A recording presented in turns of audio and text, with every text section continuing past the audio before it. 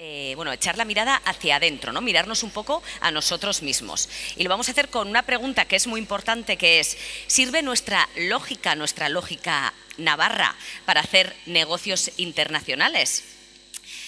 Y aquí de lo que vamos a hablar es de cultura, porque si el comercio internacional es una guerra, pues la cultura es el campo de batalla. Y es que está demostrado que la falta de entendimiento cultural es la causa de la ruptura temprana de casi la mitad, del 45% de los acuerdos comerciales y de los contratos de distribución firmados por pymes en el mercado extranjero. Dicho de otra manera, parece que la cultura es el obstáculo para la venta directa. Y lo que hoy vamos a intentar es darle la vuelta y que ese obstáculo se convierta en ventaja. Porque es muy importante dominar la negociación intercultural, porque es una habilidad muy potente, como vamos a ver aquí, que convertirá ese 40% de éxito inicial en un 70%, asegurando una estrategia que sí funcione en nuestra empresa. Para hablar de este tema, que es muy importante, tenemos con nosotros y con nosotras a Javier San Martín, que es CEO de Team Iberia y uno de los principales expertos en Europa de la gestión de la diversidad cultural. Podríamos decir que Javier es un traductor, ¿no?, que nos ayuda a traducir esas diferencias culturales para que se transformen en estrategias de negocio aplicables y rentables, ¿no? Sí, así es, perfectamente. Y además el No lo hubiera dicho mejor. El título de su ponencia es bastante claro y provocador. No, tu lógica no sirve para hacer negocios internacionales. Así que, Javier, con este título tenemos toda tu atención. Vale, muchas gracias.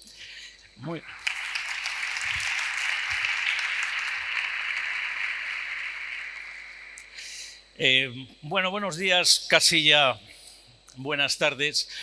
Lo primero que voy a hacer para entrar un poco en ambiente, por decirlo así, es haceros 4 preguntas. Esas 4 preguntas no os las voy a preguntar directa personalmente, sino que vamos a utilizar estas 2 tarjetas que habéis encontrado en vuestros asientos. Una de color verde, que dice sí, y otra de color rojo, que dice no. Sencillamente lo que quiero es ver, así de una forma cualitativa, no cuantitativa, cuál es el estado de las cosas relativas a las preguntas que voy a realizar a continuación. Pues la primera pregunta que os voy a pedir, y como insisto, la respuesta es muy sencilla: levantáis la tarjeta verde o la tarjeta roja en función de si consideráis que estáis de acuerdo o no con ello. La primera es: ¿quiénes trabajáis con equipos interculturales internamente en vuestra empresa? Sí, no, tarjeta verde. Que parece... hay un montón que no contestan, pero eso ya os digo desde ahora que es tremendamente cultural, ¿eh? La vergüenza de a ver qué digo, que igual es lo incorrecto. Parece que hay más verdes que rojos, parece que casi la otra mitad no ha contestado. La siguiente es: ¿quiénes trabajáis ya con clientes o proveedores extranjeros? Venga, esa es fácil, no promete mucho. Vale, perfecto. O sea, mayoritariamente estamos todos de acuerdo. La siguiente. Esta me gusta mucho. ¿Creéis que con sentido común y empatía se pueden gestionar correctamente las diferencias culturales? Mojaros. La cosa está un poco... Pero parece que hay más verde que rojo. Es interesante esto. Y la última. ¿Creéis que la digitalización y todo lo que ello conlleva, Internet, etcétera, nos va a dirigir a una única cultura globalizada? Todavía hay esperanza. Se nota que muchos de los que estáis aquí estáis trabajando en el ámbito internacional, porque el que no ha trabajado nunca siempre me contesta lo mismo: sí, sin ningún problema, vamos, claro, hay Starbucks en todos los sitios. También la NTV era algo absolutamente habitual y resulta que el 31 de diciembre se cierra. O sea que, por lo tanto, me alegra mucho que os deis cuenta que algo no está funcionando bien y que efectivamente cuando vamos ahí fuera las cosas resultan más complicadas de lo que parece. Y de hecho, voy a empezar mi presentación diciendo que todo lo que voy a comentar ahora es ciertamente no mío, no es de Javier San Martín, para nada, aunque soy un convencido de lo que voy a decir, por supuesto, llevo 30 años en este tema. Pero todo se basa en la investigación científica de este caballero que está aquí, Georg Hofstede, que por cierto falleció el año 2020, justo un mes antes de que todos acabáramos confinados en nuestras casas. Bueno, pues este señor se considera de largo la persona más influyente en el ámbito de la gestión intercultural. De hecho, aquí veis en el Wall Street Journal, en el 2008, estableció un listado de los pensadores en el ámbito de la gestión más influyentes del siglo XX. Bueno, él aparece en el puesto 16 y me podréis decir, bueno, el puesto 16 tampoco es tan importante, hay 15 por delante, ¿no? Bueno, empecemos con un matiz. Los 15 anteriores son todos anglosajones y de hecho solo uno no es americano. Así que, hombre, un poco de sesgo ya se ve que tiene aquí el Wall Street Journal. Claramente, ¿no? ¿De qué voy a hablar yo aquí? Pues mirad, voy a hablar de algo y empiezo, precisamente me he tomado aquí unas notitas, sobre todo cuando en la primera intervención de la mañana en la que se ha estado hablando de distintas personas, de distintas empresas, muy interesante, y le he dicho a Mila que le iba a tomar prestado precisamente cómo ha terminado su exposición, que es diciendo lo que es normal en nuestra cultura no lo es en otras. Bueno, eso es una verdad absoluta. Os puedo asegurar que es una verdad absoluta. Uno de los grandes problemas a los que nos encontramos es que creemos que lo que para nosotros es normal va a ser absolutamente normal y lógico en otros sitios. Pues es un extraordinario error. De hecho, si nos damos cuenta y preguntamos a japoneses y brasileños qué piensan de una cultura como la americana, pues ya estáis viendo, absolutamente contradictorio. ¿Y por qué es esto? Pues sencillamente porque de alguna forma lo que están viendo a brasileños o japoneses de la cultura americana es a través de unas gafas de color rojo o de color verde. Y eso hace que su percepción, y esta es la clave, su percepción sea radicalmente distinta. Pero para aclarar esto del tema de cultura, porque, bueno, hasta ahora aquí hablamos todos de cultura y manejamos muchos datos, y probablemente todo el mundo tiene razón, pero para situar un poco el terreno, nosotros en mi organización, Culture Factor, fundada por este señor, por cierto, por Georg Hofstede, hace ya la friolera del año 40 y casi 45 años, ¿qué entendemos por cultura? Pues mirad, para ello utilizamos una cosa que es muy práctica, que es lo que llamamos el diagrama de la cebolla, y es considerar la cultura como una cebolla, es decir, algo que tiene una serie de capas y un núcleo interior. Y evidentemente, cuanto la capa es más externa, se ve mejor. Y así, por ejemplo, vemos esta primera, a la que le hemos puesto un nombre, símbolos, le podríamos haber puesto cualquiera, esto es puramente anecdótico, en el que vemos cosas que inmediatamente nos permiten identificar, por ejemplo, en el caso de una bandera, a qué país, a qué grupo cultural, a qué equipo de fútbol yo me siento identificado, yo me adhiero. Es un concepto puramente identitario, pero es un elemento muy visible, como lo es, por ejemplo, la forma de vestir.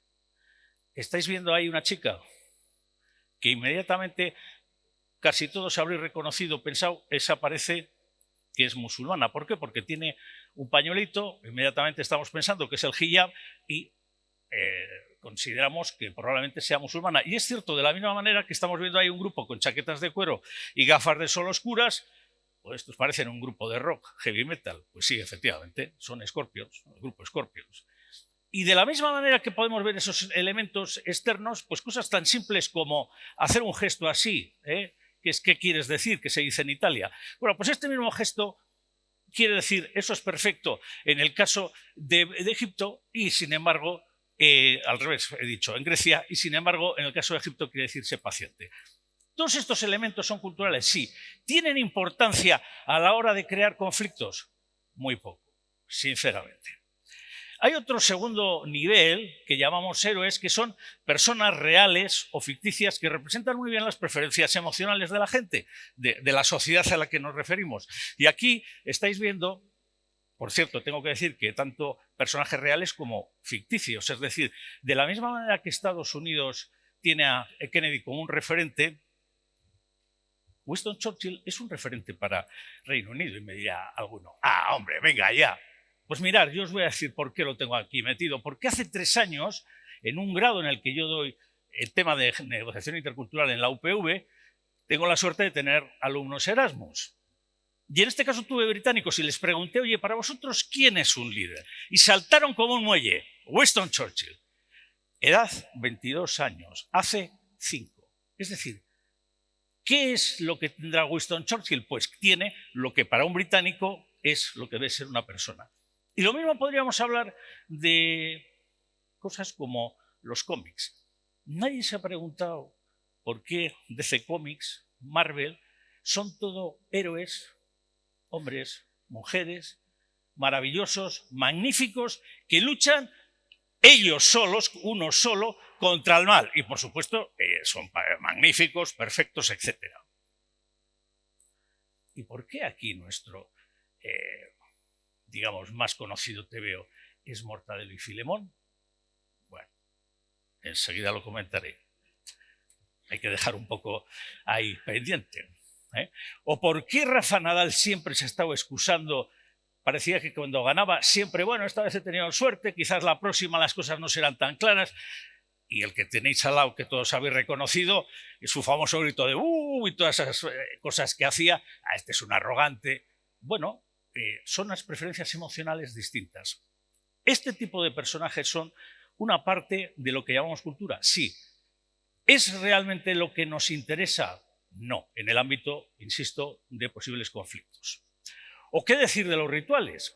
Los rituales, hay culturas donde las reuniones jefe-subordinado claramente es una reunión donde el jefe que tiene la idea ya tomada va a decir qué es lo que hay que hacer.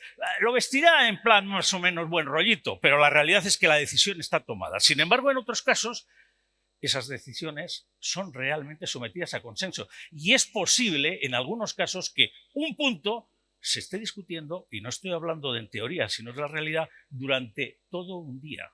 Y no se avanza hasta que todo el mundo está absoluta y totalmente de acuerdo. O hay que decir del llegar tarde. Os diré lo que me dicen mis amigos alemanes. Llegar 5 minutos antes del comienzo es llegar tarde. Repito, llegar 5 minutos antes es llegar tarde. Bien, ¿o qué diremos de las pausas para tomar café? Hombre, por Dios, o sea, hay que tomar siempre café y con la gente y parar y encima me salgo. Yo he trabajado en una empresa sueca, propiedad de una empresa española. Allí la gente se podía pasar todo el día sin tomar no sin tomar café, lo tomaban, pero sin relacionarse con la gente. Entonces, ¿qué hacían? Pues se cogían la taza, se iban, se servían en la máquina de café, el café y se volvían. Hombre, aquí en 2 días que tú hagas eso, como mínimo te califican de autista. Como mínimo. Bueno, evidentemente las formas de saludarse, etcétera, son parte de estos rituales. Bueno, pues todo esto realmente no tiene ningún interés. Son cosas anecdóticas que, como son visuales, las entendemos perfectamente. Es decir, aprendemos enseguida, como he puesto en el primer ejemplo, que si me voy a Argentina lo que yo llamo fresa es una frutilla. Bueno, vale, o que allí todo se atrapa, se toma y se agarra, pero coger, vaya, hay que controlarse un poco. Esto no tiene más trascendencia. Insisto, desde el punto de vista de conflictos. Pero, ¿qué pasa con los valores? Esa palabra además tan manida que todos manejamos con muchas ideas o expresiones. Yo os voy a decir la que utilizamos nosotros, que no digo que sea la perfecta, pero es la que utilizamos para explicar lo que voy a hablar ahora de cultura. ¿Y de qué voy a hablar? Pues que los valores es, como bien veis ahí, preferencia de un estado de cosas frente a otras basado en motivaciones emocionales. Bueno, esto como frase queda como muy bien, pero diréis, bueno, esto ni frío ni calor. Vamos a ver, esto sí que es importante.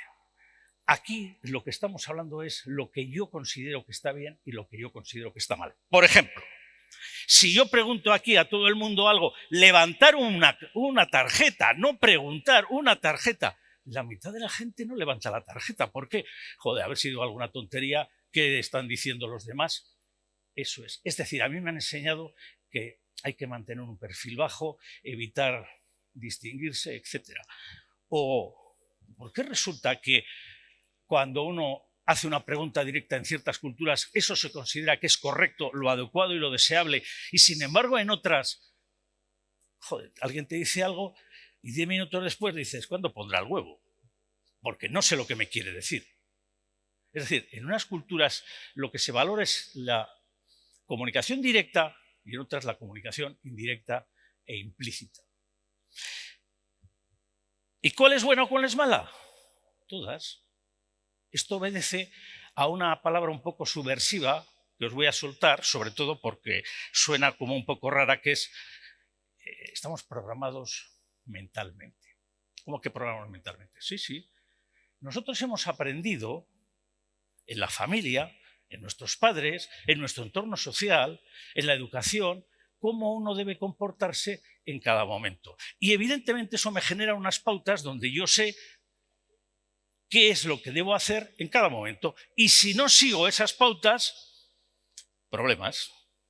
Entonces, si yo he aprendido que mejor no me significo, como muy bien habéis hecho vosotros, me acabáis de dar un ejemplo perfecto hace 10 minutos. Joder, qué miedo, parece que levantar un cartoncito y el miedo lo guardo. Eso es porque a mí me han enseñado que debo de ser muy cuidadoso en manifestarme externamente. No vaya a ser que a ver que diga algo y que piensen los demás. O pensad una cosa muy simple para que os llegue a la cabeza rápidamente. ¿Por qué el consenso es algo tan extraordinariamente aquí valorado en nuestra cultura y sin embargo es una perfecta tontería en otras? Sí, sí, lo repito, una perfecta tontería. Porque ¿qué es el consenso? Que básicamente el que es minoritario es, digamos, considerado por la parte mayoritaria. No hay un rodillo que lo aplaste. Bueno, pues en ciertas culturas eso, que para nosotros nos parece aborrecible, es lo lógico y lo normal. Y aquí es donde voy, en que qué es lo lógico y lo que es normal. ¿Por qué?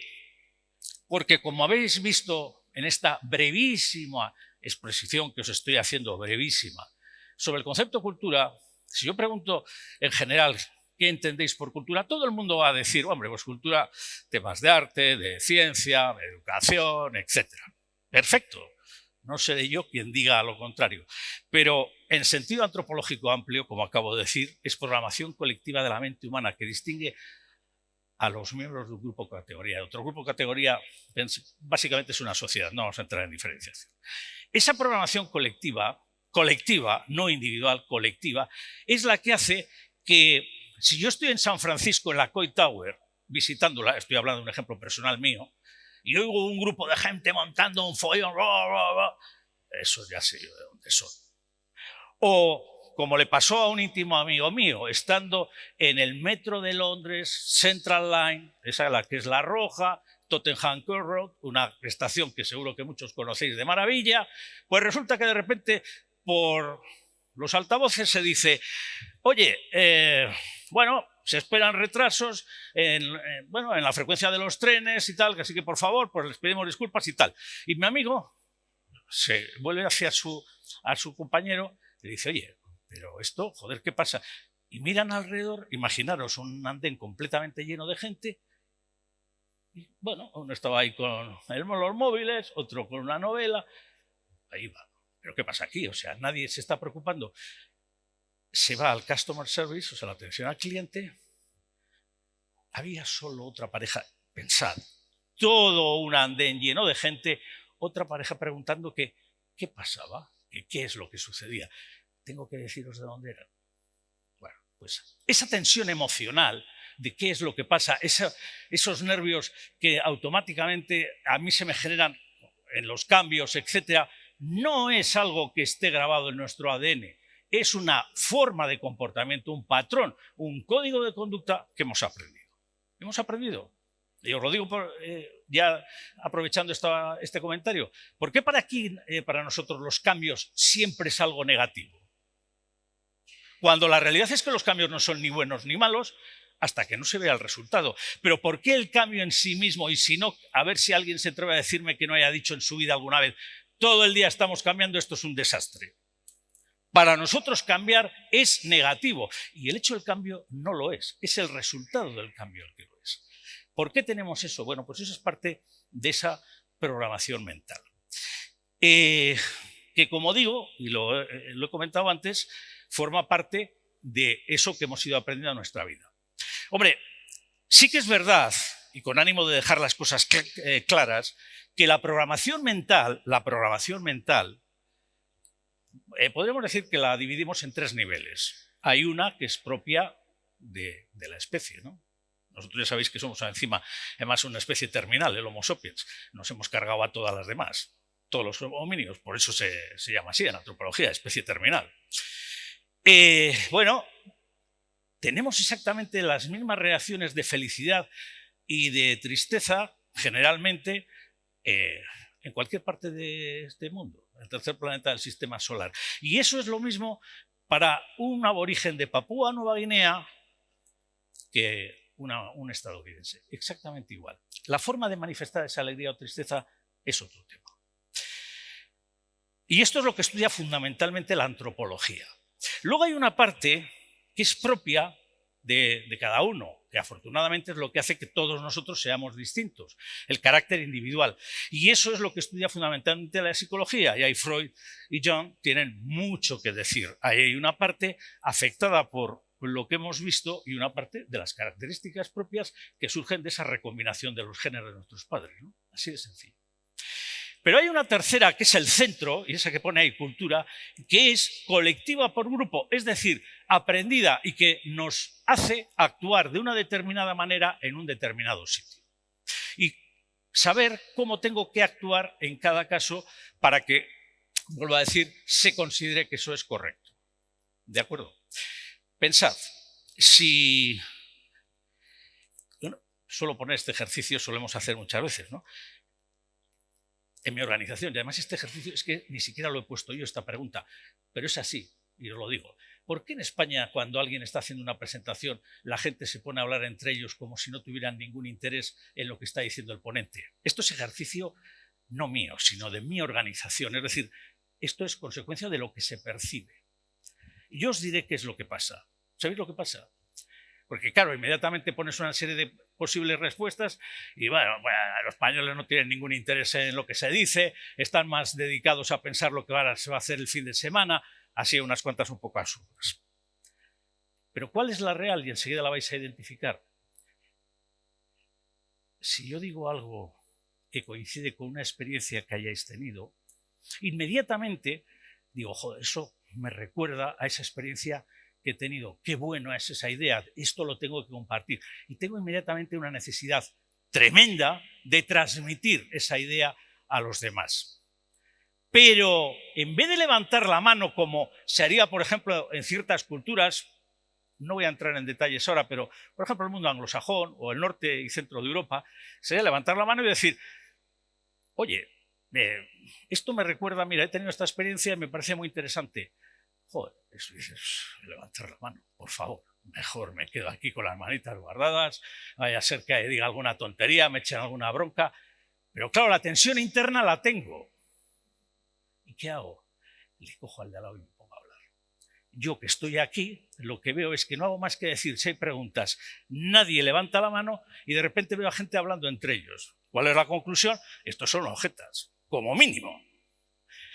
Este comportamiento está provocado por una serie de características que no voy a explicar aquí porque realmente nuestro objetivo en Culture Factor es explicar por qué esto se produce, porque es real, pero que no es el caso, pero simplemente para que os deis cuenta que el tema de la cultura, sorprendentemente, porque esto es así además, desgraciadamente, es más fácil de explicar y entender de lo que se ha creído. ¿Y por qué no lo conocemos? Pues porque en los diseños curriculares de prácticamente todos los grados universitarios no se incluye nada. Bueno, voy a decir una excepción y gloriosa además.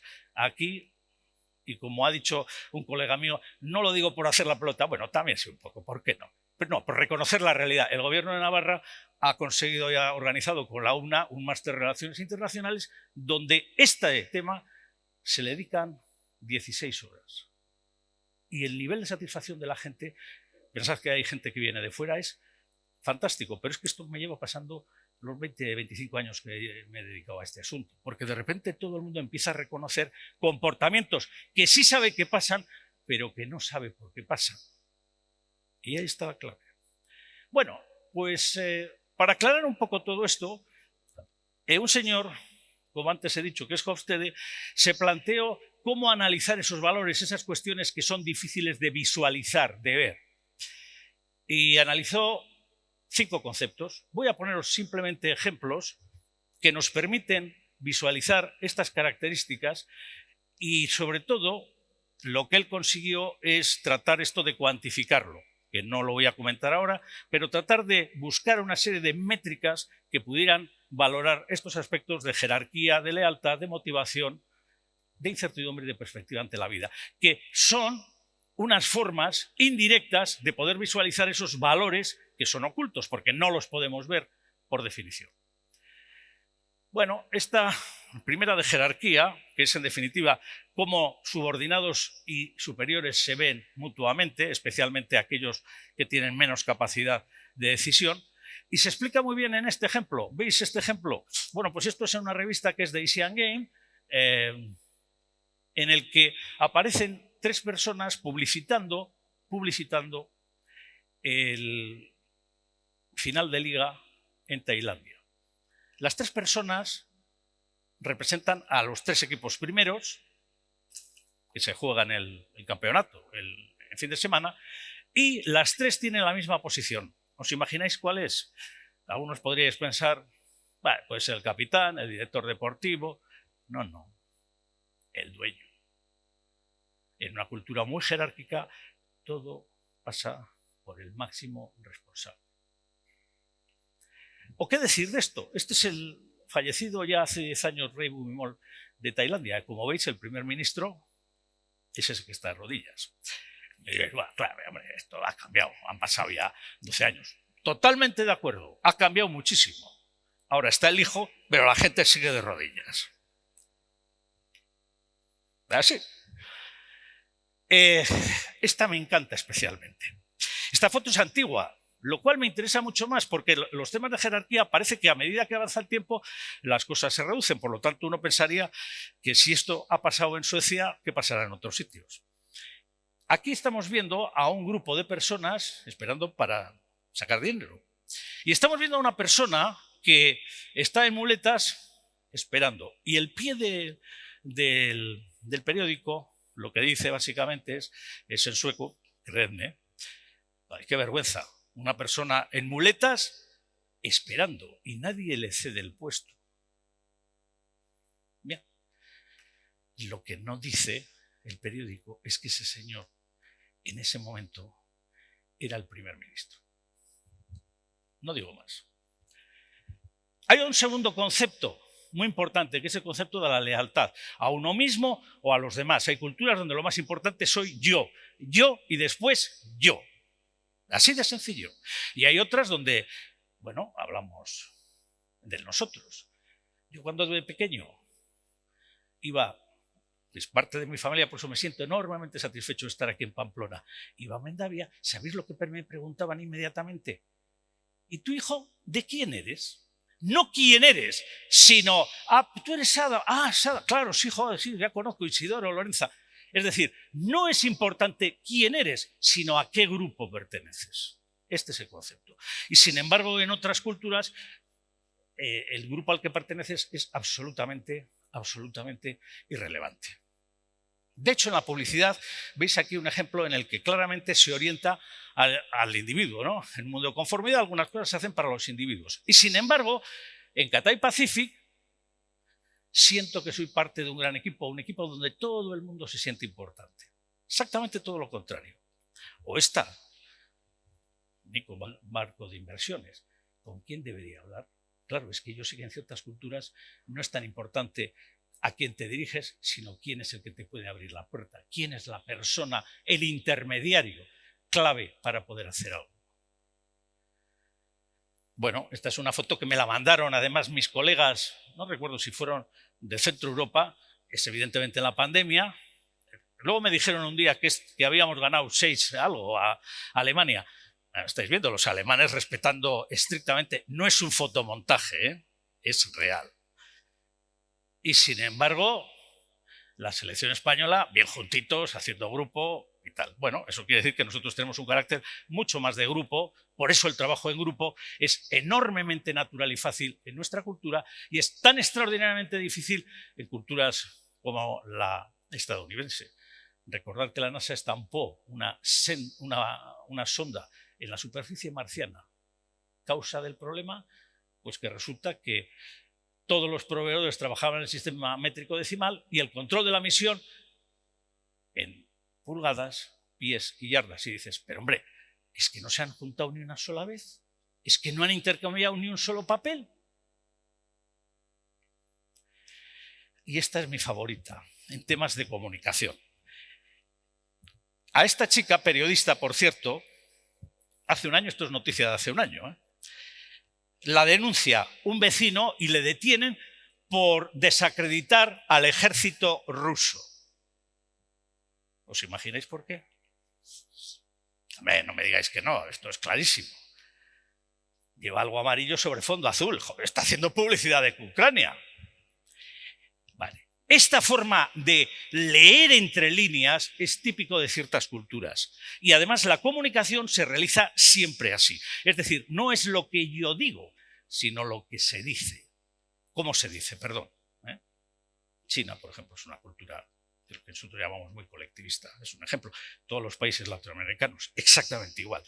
Nosotros tenemos algo de eso, no tanto, pero en el ámbito de la comunicación es extraordinariamente distinta la forma en la que nos comportamos unas culturas y otras. Vamos con una siguiente, la motivación. La motivación es ¿qué es lo que a mí me mueve en la vida? ¿El éxito, el triunfo o el consenso calidad de vida? Ciertamente habrá culturas donde lo más importante es que a mí me cuelguen en un cuadro como el empleado del año y eso es que me pirra verlo ahí. Si eso lo hacemos aquí, 10 minutos después... Bueno, aquí veis el Cadillac de 4 toneladas que lleva el presidente de Estados Unidos y Mark Rutte, hoy día secretario general de la OTAN, en bicicleta a su oficina, ¿no? ¿Por qué? Porque hay unas culturas donde el tema de la motivación es fundamental. Lo explicaba antes muy bien mi compañero hablando de... Voy a mirar, porque no me acordaba el nombre y quiero citar la empresa. Sí, Isimar. Luis comentaba muy bien cómo en una cultura como la americana la segmentación es por el precio. Es decir, no te preocupes de las calidades tal, lo primero es el precio. ¿Por qué? Porque yo quiero demostrar que yo soy capaz de comprar ese producto. O sea, soy solvente. Es una manera de demostrar que yo soy solvente y tengo capacidad para comprar esos productos. ¿Por qué? Porque para mí es fundamental mostrar el éxito, demostrar que soy una persona que ha conseguido lo que todo el mundo, casi todo el mundo, perdonar la generalización, en Estados Unidos plantea, que es ser el mejor, hacerlo número uno. Esta imagen es muy curiosa porque nos permite ver cómo, es el caso de Alemania, donde es una tostadora de café, donde el dueño dice, perdón, yo soy el que garantizo personalmente la calidad y encima además muestro todos los triunfos, todos los éxitos, los premios que he logrado como demostración de mi éxito. Y esta está traída de un periódico de la India por una compañera mía hace exactamente un año. Servicio de emparejamiento basado en el triunfo para élites. India es un país extraordinariamente volcado a la máxima competencia. Y aquí lo estáis viendo. De hace un año, ¿eh? Bueno, por eso precisamente productos como una cerveza Budweiser se vende de la forma que veis a mano izquierda, bueno, o sea, el rey de las cervezas. Y sin embargo, Carlsberg es probablemente la mejor cerveza del mundo. Y ya que estamos aquí en el ámbito de la automoción y Volkswagen se ha mencionado varias veces, incluso por parte del consejero, pues qué mejor que BMW, The Ultimate Driving Machine, o sea, la máquina de conducir definitiva. Volkswagen, el auto. Audi, la vanguardia de la técnica y mi favorito. Mercedes, lo mejor o nada, toma ya. Pero si me voy a Suecia, y hay un fabricante que es Volvo, resulta que ¿cómo publicita Volvo? For life, para la vida. Ahí va. Pues sí que es distinto, ¿no? ¿Por qué? Porque las motivaciones de unos y otros son radicalmente distintas. Y en el mundo de la publicidad esto se visualiza de una forma absolutamente brillante, porque claro, evidentemente los publicistas saben lo que su público objetivo desea. Eso es obvio. Vamos terminando. La incertidumbre. Aquí se ha mencionado muchas veces y Elcano ha hecho una excelente presentación y ha mencionado muchas veces la palabra incertidumbre. Oh, la palabra incertidumbre, hay culturas en las que produce absoluto terror. Sí, terror. Así de claro. Y esta es una de las que mayores del mundo en este aspecto. Pero de largo. No veáis lo que yo disfruto cada vez que viajo, viendo el comportamiento de mis compañeros pasajeros abordando un avión, saliendo, esa presión de a ver quién sale. Y dices, pero si está una jardinera ahí abajo, si hasta que el último no salga no vas a mover el autobús. ¿Qué pasa? ¿Padecemos todos claustrofobia? Hay una tensión y esa tensión se manifiesta así, ¿no? Bueno, Italia es un buen ejemplo también con nosotros. Pues ya veis, un socorrista salva a una persona y se le premia poniéndole una multa, porque no avisó correctamente a la autoridad portuaria del problema. Es decir, aquí lo importante es seguir la regla, no salvar vidas. Bueno, la otra pues ya se hará, es una cuestión más marketing. Esto es real, Correr de la Sera el año pasado. O cómo se dicen y anuncian las cosas. A la izquierda el metro de París, a la derecha el metro de Londres. No coloque, perdón, en el de la derecha del metro de Londres, en el tío. Los ítems atrapados en las puertas causan retraso. Ya está. Y no hay que estar explicando por qué, que si te puedes enganchar de una forma muy peligrosa, contar todo ese rollo que estáis viendo en el lado izquierdo. Esto lo mismo pasa con este aviso. Es lo mismo, un aviso sobre sistemas de retención, versión española, 4 líneas medias, perdón, inglesa, 4 líneas medias, la española 6, la portuguesa 5, la italiana 5. Somos culturas, las 3 últimas que he mencionado, en las que es muy importante justificar todo lo que se hace y el porqué. Por eso, la incertidumbre en ciertas culturas se trata pues, con normas, reglas, típicamente alemán. En el Reino Unido, pues ya sabe, tranquilo y continúa. En Marruecos, inshallah, ¿no? Lo que Dios quiera. Y en Francia, o es España, exactamente igual, montones de contratos, normas, reglas, etc. Seguro que hay aquí alguien que ha estudiado el tema de leyes y aquí es una explicación, que obviamente ahora no la voy a dar, pero ¿por qué la gran diferencia entre el derecho civil y el derecho común, el derecho romano o el derecho consuetudinario? En el que los contratos en las culturas basadas en el derecho romano se centran en pequeños detalles, porque hay una enorme cantidad de cosas recogidas por las leyes, mientras que en el derecho común, típico de culturas, o el derecho consuetudinario, típico de culturas anglosajonas, en realidad se habla de costumbres. Y la ley es una cosa muy laxa. Hombre, no tienen por no tener ni constitución escrita en Reino Unido, pues con eso está dicho todo. Se va haciendo sobre la marcha, ¿no? Y finalmente, una que es extraordinariamente interesante, pero que afecta sobre todo particularmente, y hemos hablado aquí, y soy consciente que además se va a hablar en detalle de una cultura como China. Veréis, toda la zona de Asia-Pacífico comparte una característica que es una visión pragmática y orientada a largo plazo. Es común.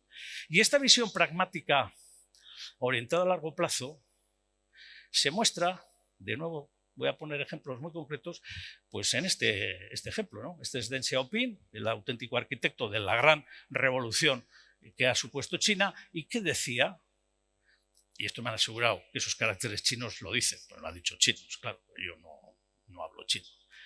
Lo importante no es que el gato sea blanco o negro, lo importante es que sea un buen cazador. Eso es pragmatismo en estado puro, es decir, déjame de complicaciones, si las cosas funcionan, ya está. Hombre, yo recuerdo que Xi Jinping soltó hace 5 o 6 años en el foro de Davos aquello de, no, la economía de mercado es magnífica para el mundo. Y dices, ¿cómo? ¿Perdón?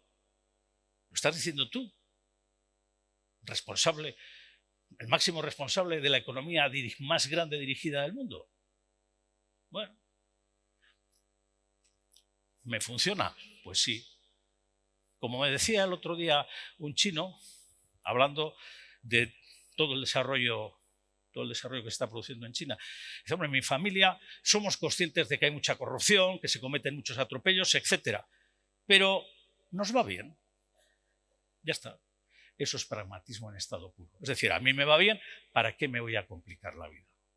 Es una característica muy típica de estos países.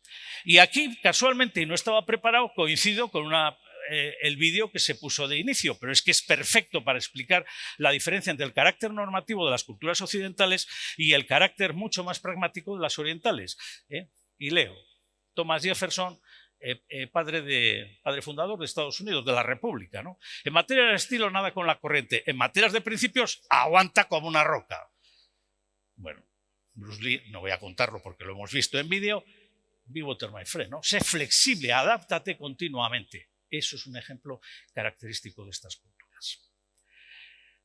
La perseverancia es otra de estas características fundamentales. Aquí estamos viendo, al lado de esta puerta Tori, un detalle muy curioso, y es, ¿cuáles son las empresas de más de 200 años de existencia? Pues resulta que si vemos en Europa, bueno, oscilan entre unas 200 en Francia y 800, un poquito más de 800 en Alemania. Pero resulta que nos vamos a Japón, 3.146. La perseverancia es una característica muy importante y la saben utilizar muy bien cuando hacen negocios con occidentales, porque nosotros vamos siempre con prisas, es que tenemos que resolverlo todos los días, porque he cerrado el vuelo, tal, y ahí nos cazan siempre. ¡Paf! Estos vienen con prisas, yo no tengo ninguna, pues juego con esa ventaja. Y finalizo. No te quejarás, puntual total, miren, porque me dijo, media hora, no te preocupes, media hora. La primera universidad que se crea en el mundo es Bolonia en el siglo XI, luego Oxford, Cambridge, que ya sabéis que fueron un montón de gente que se salió de allí y montaron en Cambridge, y Salamanca en el siglo XIII. Las universidades como lugar donde se recoge toda la ciencia del mundo, todo el saber. ¿Cuándo se fundan las primeras universidades en China y Japón? ¡Sorpresa! Tokio, 1877, Nanjing, 1888. Y esto es por contacto, por relación con las culturas occidentales. Y ojo, que China ha dado grandes cosas al mundo. La seda, el papel, la pólvora.